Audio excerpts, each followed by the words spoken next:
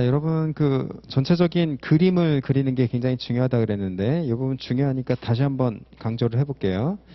자, 우리가 변호사로서 헌법 사건을 맡으면서 할 수 있는 소송 형태는 첫 번째는 위헌 심판 청구가 있죠. 두 번째는 헌법 소원이 있는데 그 헌법 소원은 두 가지로 권리 구제형, 공권력의 행사, 불행사에 대해서 헌재에 시비를 걸 수 있는 권리 구제형 헌법 소원이 있고, 그 다음에 요 신청이 기각됐을 때 할 수 있는 위헌 심사형 헌법 소원이 있죠. 그 다음에 권한쟁의, 자 이런 것들이 있고, 이것과 관련해서 사건을 맡았을 때에는 우리가 전체적으로 기승 전 결이라는 플랫폼으로 검토를 한다라 그랬어요. 그래서 기와 관련해서는 결국에는 형식적인 소송 요건이 충족됐는지 여부를 사전에 검토를 한다 그랬죠. 그래서 권리구제형 헌법소원과 관련해서는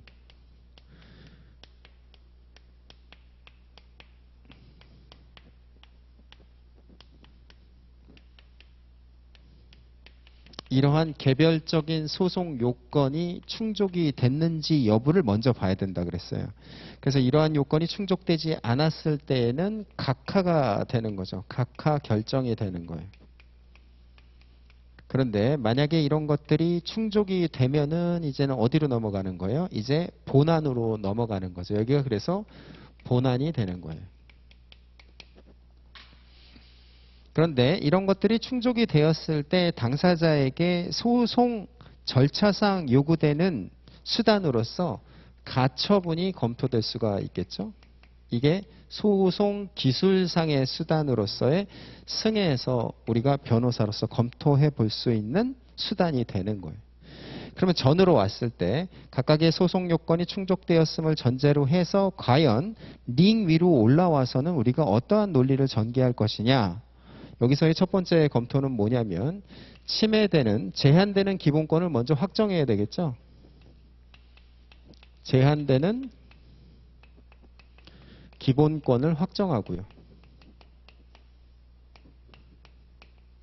그 다음에 침해되는지를 써줘야 돼요. 침해 여부에 대한 논리를 전개해줘야 되는데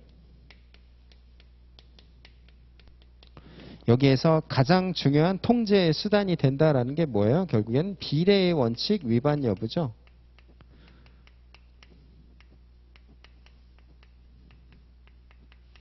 근데 여기와 관련해서 가장 큰 틀은 만약에 입법 형성권이 크게 주어진다면 입법 형성권이 크다면 이에 대해서는 완화된 비례를 하는 거고요. 입법 형성권이 작다면 엄격한 비례를 한다. 이게 가장 큰 통제 원리가 되는 거예요. 그 다음에 개별적으로 자 기본권의 성질에 따라서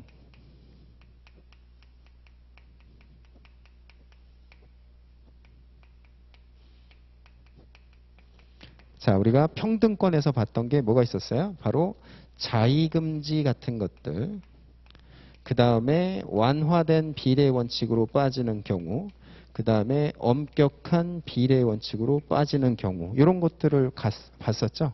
이렇게 보는 거고, 그 다음에 신체의 자유와 관련해서는 영장주의라든가 적법 절차 원칙 위반이라든가 이런 것들을 개별적으로 검토해 준다라는 것까지 했어요. 그렇게 돼서 결국에는 결 단계에 와갖고 우리가 종국적으로 추구하고자 하는 결과는 뭐가 되는 거예요? 결국엔 위헌이냐? 요거를 얻고자 하는 거예요. 그러니까 변호사로서 의뢰인의 헌법적인 쟁점에 대해서 우리는 어떤 틀 하에서 검토를 하는 거예요? 이렇게 기, 승, 전, 결이라는 틀 안에서 의뢰인의 니즈를 맞춰줘야 되는 거죠. 첫 번째 작업은 소송 요건 충족 여부 검토. 그 다음에 가처분을 해야 되는 사안인지, 그 다음에 전에서는 관련되는 기본권이 무엇인지는 경합과 관련된 논리를 우리가 정리를 해주고, 그 다음에 관련된 기본권이 어떻게 침해가 되는지에 대한 통제 수단으로서는 비례의 원칙에 대해서 구체적으로 포섭을 해주고, 개별적인 기본권에 따라서는 그에 대한 심사 방식과 관련해서 뭐 평등권이라면 자의금직이라든가 아니면 비례의 원칙으로 빠지게 되는 각각의 로직을 우리가 파악할 수 있고, 이를 통해서 위헌에 이르러야 되는 거죠. 그렇죠?